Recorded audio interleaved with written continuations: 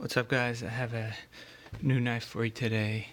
It is this steel wheel resident, and gotta tell you guys, for $80 you're getting a lot here. Now I did do a couple of little bit of modding to the knife to kind of make it how I like it, but just for the standard price it comes with, it's very hard to beat. So let's dive right into it. So the blade you have here is a D2 blade. Drop point has swedging up top, high saber grind. There are the markings on it, and it is over 3.5 inches, just barely. Blade thickness,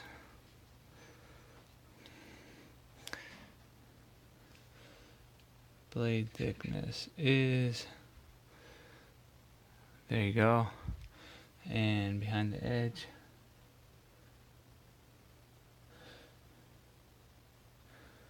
right there. So not too bad.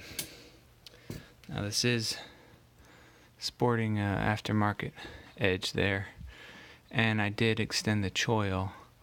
The stock choil wasn't that far out, so I did extend that. Another thing I did was put on a new thumb disc. So the one that it comes with kind of ramps up, but I like the regular thumb disc circular, because I just feel like you can get it better. So that's the blade. Very good blade. Deployment is by that thumb disc, so you can middle finger flick, thumb flick, and you can slow roll it. So deployment is thumb disc. Action is amazing. It's running on a bronze washer and a Teflon washer, and which I'm fine with. But this has, okay, first of all, it's pretty solid lockup. It's there. But this action on ball bearing, or sorry, I can't speak. On a Teflon and a phosphor bronze is very crazy. It just drops straight shut. So just very great action. And I have never disassembled this knife, just so you know. This is stock action. It almost looks like this could be a front flipper. I bet you if you put some jimping on here, you could deploy it with a front flipper, but there's just nothing. Yeah, there's just nothing to grab onto. Value, like I said, this is $80 knife, and look at what you're getting. Solid piece of carbon fiber. It's not any, I can get it to focus. Solid piece of carbon fiber. I really like that. And they actually have a metal insert around this pivot area and the lock pin. So the lock, or the stop pin, is in metal on both sides. The titanium has the metal insert too. So they just did a good job, and a titanium back. So it's just, you're getting very good handle materials and a very good blade steel. I like D2 a lot. Ergos is one thing I did not expect to be this good. This cutout for your hand, and then your fingers fit on the rest of it, and this ramp up here, it just feels really good in your hand. So Ergos, again, they get an excellent mark for Ergos.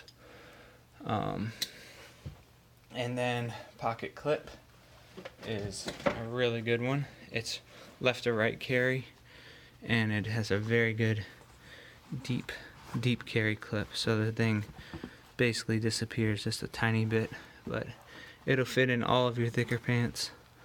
So it has and the screws, they're pretty set in there. That's very good. And lastly, let me get the scale, and look at how light this thing is. Hold on, whoops. Okay, let's check out how light this is. 3.2 ounces. So just a very good weight for what you're getting, an over 3.5-inch blade. Like I said, it's under $100. Great handle material, very lightweight, very ergonomic. I've had this knife for a while. I just haven't done a review on it, but I haven't sold it, so, and I sell a lot of knives, so that should tell you something about what I think about this. And I put some money back into it with this $2 thumb disc and sharpening it. So yeah, it's almost has a kind of like a gentleman's folder kind of feel to it, but it's bigger, so it almost feels like you can do some work with it. It's like a gentleman's worker knife, I guess you could say. Or I believe Nick Shabazz labeled the Umdumzan a gentleman's beater, so this kind of falls in that category, I think.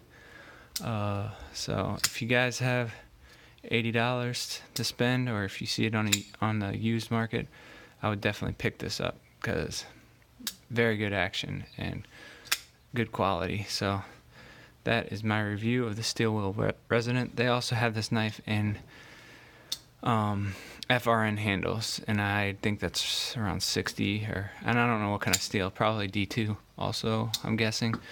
But people have reviews on that one, so you can check that one out if you want. But you guys have a good one. See you later.